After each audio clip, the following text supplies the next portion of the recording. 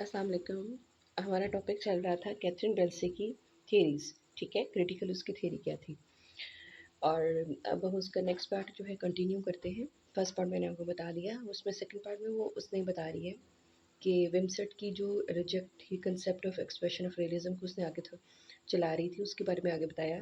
अब नेक्स्ट हम क्या पढ़ते हैं कि उसका अपना व्यू था इसके बारे में क्या था। वो कहती है कि ideology is both a real and imaginary relation to the world. वो कहते हैं आइडियोलॉजी है क्या, वो कहती है कि रियल भी है और इमेजिनरी भी है। इसका रिलेशनशिप किससे है? दुनिया से। Again she says Althusser talks about ideology is a material practice. वो कहती है ideology is a material practice in the sense of it exist in the behaviour of people acting according to their believes. वो कहता है जैसे लोगों के beliefs होते हैं ना, उसके अकॉर्डिंग जैसे वो एक्टिंग करते हैं, इसको वो कहते हैं आइडियोलॉजी एक मटेरियल प्रैक्टिस है। क्यों? क्योंकि वो इंसान के बिहेवियर में पाई जाती है। ठीक है, और जो हम सोचते हैं, जो हमारे बिलीव्स होते हैं, उसके अकॉर्डिंग ही हमारी आइडियोलॉजी सेट होती है। So ideology is in whole environment, includes feelings, thoughts, believes, language and practices. ठीक हो गया। अब एग्जाम्पल लेता है हेमलेट की। वो कहते हैं हेमलेट में उसने it's not a clear in the mind of the Shakespeare, he confused only because the Shakespeare has failed to give us all the facts of Hamlet life. वो कहता है शेक्सपियर फेल था हमें हर किस्म की उसकी लाइफ की फैक्ट्स देने में। क्यों? इलियट बिलीव्स कहता है, इलियट कहता है मेरा बिलीव है कि there something is missing somewhere in Hamlet. Something is missing, वो कहता है मिसिंग था। क्यों? Otherwise meaning should be automatically come out of. Otherwise वो कहता है जो मीनिंग था वो ऑटोमेटिकली कम आउट हो जाना था, आ जाना था बाहर। क्यों? If objective correlative formula that contains the fusions of thoughts and feeling. अगर उसमें ऑब्जेक्टिव कोरिलेटिव फार्मूला होता, ठीक है, तो उसमें वो कहता है जो उसकी थॉट्स और फीलिंग है वो ऑटोमेटिकली बाहर आ जाती, क्योंकि ये तो फ्यूजन होता है इसका थॉट्स का और फीलिंग्स का। कौन सा? Objective correlative formula. ठीक हो गया। नेक्स्ट वो कहता है कि टी एस सिलेट बिलीव्स कहता है कि there is nothing in his life, उसकी लाइफ में कुछ भी नहीं है without a meaning. There must be some meaning in Hamlet. वो कहता है कुछ ना कुछ तो जरूर होना चाहिए हेमलेट में मीनिंग। जैसे डेरिडा कहता है कॉल इट, इसको हेमलेट को क्या कहता है कि लोगोसेंट्रिसिज्म था, जिसमें all the human thinkings originates from a can centre, जिसमें सारी जो कहता है ह्यूमन की जो थिंकिंग है वो ओरिजिनेट कहाँ से होती है? सेंटर से, which is Christian terms is God. Christian terms को है इसकी गॉड। वो कहता है problem is that T S. Eliot can not be conceive that life can also be observed. कहता है इसलिए ये प्रॉब्लम नहीं है कि हम नहीं कंसीव कर सकते कि लाइफ एक ऑब्जर्व है। पर है शायद कहता है somewhere Shakespeare is trying to present, Shakespeare wants to show life as absurd, but T.S. Eliot already assumed that there must be a meaning in it. ठीक है, वो कहता बताना चाह रहा है शेक्सपियर कि लाइफ जो होती है अब्सर्ड है, मगर जो टी.एस. एलियट है वो ज्यूम कर चुका है कि इसके में कुछ ना कुछ मीनिंग ज़रूर है। Hamlet in the end concludes that there is a divine intervention when in the fall of the sparrow. Hamlet कैसे एंड हुआ?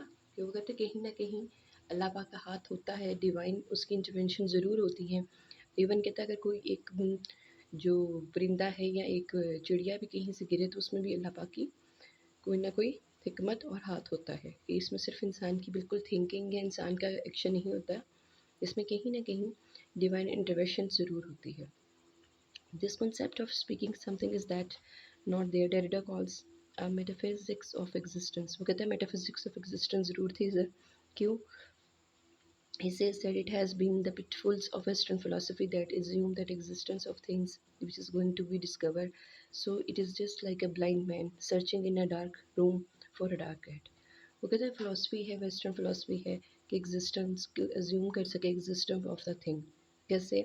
विच इज़ गोइंग टू डिस्कवर, वो एग्जिस्टेंस को डिस्कवर करना चाहते हैं। कैसे? कि कहते हैं कि वो एक ब्लाइंड मैन है जो सर्च करता है डार्क रूम में डार्क कैट को।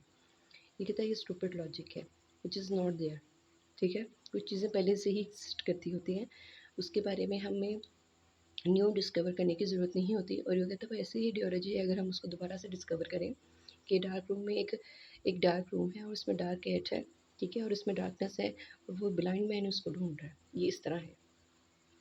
T.S.. Eliot is seeking for the meaning which is in the minds. कहता है टी.एस. एलियट वो मतलब ढूंढ रहा है जो उसके माइंड में है, which is not there in the play. और सिर्फ वो नहीं कि उसके प्ले में हो, वो सिर्फ उसके माइंड में है टी.एस. एलियट और वो ही उसको ढूंढ रहा है. This is absurd. वो कहते हैं ये absurd है. This is also the response of terms Vladimir and Estragon of Beckett. ये वेटिंग फॉर गोटो के दो कैरेक्टर्स हैं जो वेट कर रहे थे for someone who does not come and will never come.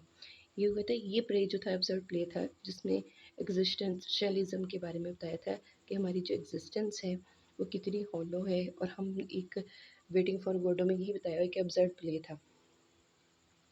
Then there is a question whether the subject is important for or the individual.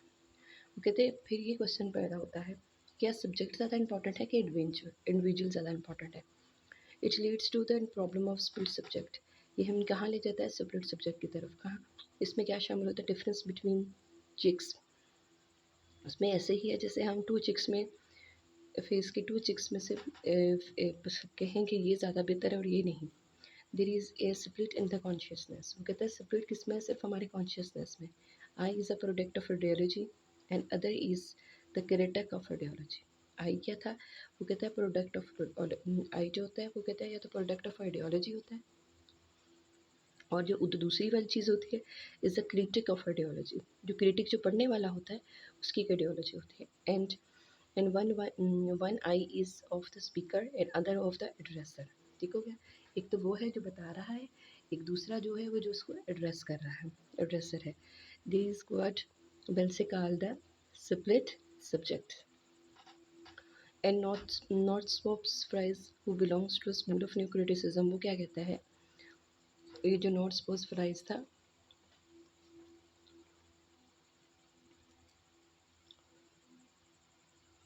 Not फॉर स्पाइस क्या कहता है, फ्राई क्या कहता है, who belongs to a school of new criticisms adds further discussion to the problem of the meaning. He says that over hopes, वो कहता है हमारी जितनी भी उम्मीदें हैं, एक्सपेक्टेशन है, also determine the meaning. उसका ये कहना है कि जितनी हमारी उम्मीदें हैं, जितनी हमारी होप्स है, जितनी हमारी एक्सपेक्टेशन है, वो हमें क्या करते हैं, किसकी तरफ लेके जाती हैं कि हमारा उसमें मीनिंग हम डिटर्मिन कर लेते हैं उसके ज़रिए. ठीक हो गया. अब वो क्या कहते हैं, it is because of this reason Eliot deemed Hamlet as a artistic failure. इसी वजह से वो कहता है कि इडियट कहता है कि जो हेमलेट है वो एक आर्टिस्टिक फेलियर है. He says desirous of the finding some meanings in Hamlet, but it went against the hope, and he declared that it is a artistic failure.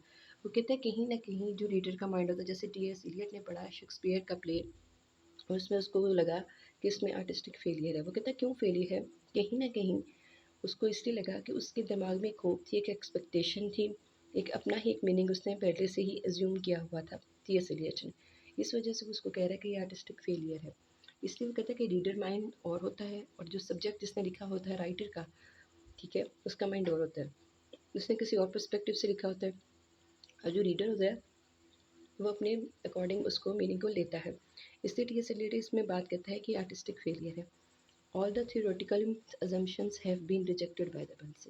अब बेल्से क्या करती है, उसने जितनी भी assumptions पहले क्रिटिक्स ने दी है सबको रिजेक्ट किया. कैसे, वो कहती है कि एक्सप्रेसिव रियलिज्म हो गया या एक्सप्रेसिव क्रिटिसिज्म हो गया, जनरल एक्सपीरियंस हो गया, या रीडर ओरिएंटेड थ्योरी होगी, वो सबको नलिफाइड करती है. और वो क्या कहती है कि जितनी भी अप्रोचेस, जैसे एग्जिस्टेंशलिज्म अप्रोच होगी, अब्सर्डिज्म होगी अप्रोच, ऑटोबायोग्राफिकल अप्रोच होगी, आइडियलिस्टिक अप्रोच होगी, आइडियोलॉजिकली होगी, हिस्टोरिकल होगी, साइकोलॉजिकली अप्रोचेस जितनी भी हैं वो सबको क्या करती है, नलिफाइड करती है. Belsey one by one reject all the approaches because they are unable to make the reach that exact meaning. क्योंकि वो कहते हैं ये सब अनएबल हैं, क्यों, कि एक एग्जैक्ट मीनिंग को सर्च आउट करने में. But as a matter of the fact that there is neither absolutely false and not absolutely true. मगर वो कहता है कि मैटर ऑफ फैक्ट है, ये कि ट्रुथ है कि ना ही तो वो बिल्कुल गलत हो सकता है ना ही वो बिल्कुल दुरुस्त हो सकता है. In fact each of them is partial to then all the perceive reality in a fraction. After rejecting all the contemporary ideological criticism, ठीक है, क्रिटिकल आइडियोलॉजीज को जितना को भी रिजेक्ट करने के बाद कहती है बेल से, कंक्लूड्स करती है literature is the art of language. Literature क्या है, वो कहता है एक आर्ट है लैंग्वेज की. It is not in the language but is a use of language that is meaning lies. वो कहता है कि it is not only in a language, सिर्फ लैंग्वेज नहीं होती, but is in the use of language that meanings lies. जैसे जिस तरह हम लैंग्वेज को यूज़ करते हैं ना, हमारा उसका यूज़ कैसा है, वो इसको मीनिंग देता है। ठीक हो गया, वो इसको मीनिंग देता है। Belsey thinks that the last method, the structuralist method, is the most appropriate of all the available methods. उसके अकॉर्डिंग, बेल्से के अकॉर्डिंग, स्ट्रक्चरलिस्ट जो मेथड था वो सबसे ज़्यादा इंपॉर्टेंट और अप्रोप्रिएट था। वो क्या कहती है, structuralist method is based on the analysing the phenomena. वो क्या कहती है कि वो एनालाइजिंग द फिनोमेना करती है, एज एथोलॉजी, लिंग्विस्टिक, साइकोलॉजी और लिटरेचर। चीफली क्रिटिसाइज करती है contrasting the element structure of the phenomena is in the system of binary opposition. अब इसमें क्या कहते हैं, रोलांड जो है 1915 में 1980 में एक फ्रेंच सोशल लिटरेरी क्रिटिक था और थेरिस्ट भी था। वो किससे एसोसिएट था, स्ट्रक्चरलिज्म से। ठीक हो गया। The study of how culture organize the signify meaning in their written text. कहता है कैसे ही टेक्स्ट में जो सिग्निफाई मीनिंग को है उसको लिखा जाता है, जिसको हम क्या कहते हैं, with symbiotics and the study of simple. Symbiotic क्या होती है, study of simple representations and science is also with new criticism and also with new criticism. Literary movement in Europe. वे कहते हैं न्यू क्रिटिसिज्म क्या था, एक लिटरेरी मूवमेंट थी किसमें, यूरोप में, एंड द यूनाइटेड स्टेट और यूनाइटेड स्टेट में। एंड प्रोमिनेंट कब हुई थी, आफ्टर वर्ल्ड वार सेकेंड में। प्रोमिनेंट हुई थी कहता आफ्टर वर्ल्ड वार सेकेंड में, which emphasize analysing the written text itself. वो एनालाइज क्या करती है, रिटन टेक्स्ट इटसेल्फ करती है, और एक्सक्लूडिंग क्या करती है, बायोग्राफिकली कल्चर एंड सोशल सोर्सेज। वो कहता है जो न्यू क्रिटिसिज्म एक नया यूरोप ने डेवलप किया था यूनाइटेड स्टेट में, कौन सी, आफ्टर वर्ल्ड वार सेकेंड के, उसमें क्या था कि एम्फसाइज करते हैं सिर्फ रिटन टेक्स्ट पे, और क्या बाकी जो कल्चरल और इसमें बायोलॉजिकल और सोशल रिसोर्सेज को एक्सक्लूड कर देते हैं। अब Kenneth Baruch, Wimsatt and A.T.S. Eliot and Catherine Belsey believes that the meaning lies in the structure of the poem. अभी ये अब ये लोग बिलीव करते हैं चारों लोग कि जो मीनिंग है ना वो कहाँ है, कहाँ का कहते हैं, the structure of the poem में प्रॉब्लम है। इट इज़ नीदर नीडर माइंड में, ना ही राइटर के माइंड में, ना ही इन्वायरमेंट में है। The meaning lies in the structure of the poem, so it's a structuralism. Commenting on this method, criticizing, appreciating the by means of ideological aspects, T.S. Eliot says that the most of criticism, the most of the criticism is not the appreciation of the poem. वो कहते हैं सिर्फ सारी criticism ये नहीं होती कि हम अप्रिशिएट करें पोइम को, it is actually on the appreciation of the poet, कि हम एक्चुअली क्या कर रहे होते हैं, अप्रिशिएट करते होते हैं किसको, पोइट को। This is not the object. Structuralist and formalist critics believes that, जितने भी स्ट्रक्चरलिस्ट और फॉर्मलिस्ट बिलीव करते हैं only concrete thing before us in the poems. कहता सिर्फ कंक्रीट थिंग होनी चाहिए हमारे सामने किसकी, पोइम की, डिकन्स्ट्रक्टेड, जिसको हम डिकन्स्ट्रक्ट कर सकें and reach to the meaning, और कहाँ पहुँच जाए, मीनिंग के पास पहुँच जाए। ठीक हो गया, ये डिकन्स्ट्रक्ट कर सके उसको मीनिंग के पास पहुँच जाए। ठीक हो गया। अब कनीत कहता है Brook was also adopted the same method, और वो कहता है in this book the wall wrote on while appreciating Keats ode of a Grecianer ode of an ode on a Grecianer. He also shows the patience of the poems and sincerity of the poems. He also known as how Keats relate death and desire, metaphor, similes and symbol. ठीक हो गया। By deconstruction of the poem, we mean that the poem must be divided into the various element. Poem को क्या करना चाहिए, divide करना चाहिए various element में, जैसे कि डिक्शन में हो गया, मेटाफर में हो गया, पैराडॉक्सेस में हो गया, राइम्स में हो गया, रिदम में हो गया, फोनिक्स में हो गया, फॉर्म्स में हो गया। और फॉर्मलिस्ट क्या कहते हैं, structuralist critics, ideas are not important. वो कहते हैं आइडिया तो इम्पॉर्टेंट ही नहीं है, इम्पॉर्टेंट क्या है, स्किल। स्किल इज जो यूज़ करते हैं। They consider literature as a skill of using language. Literature क्या है, वो कहते हैं एक स्किल है, कौन सा, कि जिसके ज़रिए हम क्या यूज़ करें, language. There are no debates. There are no debates of no absolute meaning. Meaning वो कहता है कोई absolute meaning नहीं होता। ठीक हो गया। Meaning come through the contrast and conduction, contradictions. Contradictions से और contrast से कहता है meaning मिलता है, हमें absolute meaning वैसे नहीं मिलता है। जैसे night has no meaning except a contrast to the day and night to the darkness. ठीक हो गया। Thus meaning lies in the structure of the work of the literature. Therefore, in the order to understand the poems, we have to deconstruct the poems into the components and after that deconstructing and analyzing the various component of it, component it and synthesize our thoughts according to the raw material components. There is known as a reconstructions of the deconstructed element of the poem. In other words, हम क्या कहते हैं कि process of critical appreciation का जितना भी वो कहते हैं process है ना, according to Bell से, is a repetition of process of his creation. एक repetition है उस प्रोसेस की कि उसको कैसे दोबारा से रिक्रिएट किया जा सके. We deconstruct the poem and reach the basic material, और वो उस बेसिक मटीरियल की तरफ पहुंच जाते हैं जो on which the poem has constructed the poem. To sum up the Bell's approach is the approach, वो कहते हैं हम किसको अप्रोच करते हैं, बेल्से को. कैसे कि बेल्से की अप्रोच के अकॉर्डिंग क्या कहते हैं, believes that meaning lies in the verbal structure of the contracts. We should not consider the author, the time, the environment and ideology. We need to consider the words on the page. वो कहते हैं इसका main crux क्या बताता है कि we need to construct the word on page. ठीक हो गया? But we need to consider the words on the page.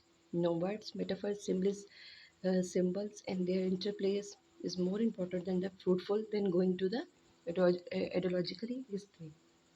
वो क्या कहते हैं, it is noteworthy that all the theories discussed the essay are not absolutely false. वो कहते हैं जितने भी theories ने ऐसे को डिस्कस किया वो सारी बिल्कुल गलत नहीं थी. In fact there are some points and opposite aspect of all them. That's why teacher approach should be elastic, free and resilient. And वो कहते हैं this is what common sense says. He should not to bond to the particular theory. He should get a material and help him without any prejudice. ठीक हो गया? वो कहते हैं हमें सिर्फ एक थ्योरी पे फिक्स नहीं होना चाहिए, हमें अपनी कॉमन सेंस को यूज़ करना चाहिए और उसके लिए और हमें मटीरियल को गेट करना चाहिए और हेल्प करना चाहिए विदाउट एनी प्रेजुडाइज से. ठीक हो गया?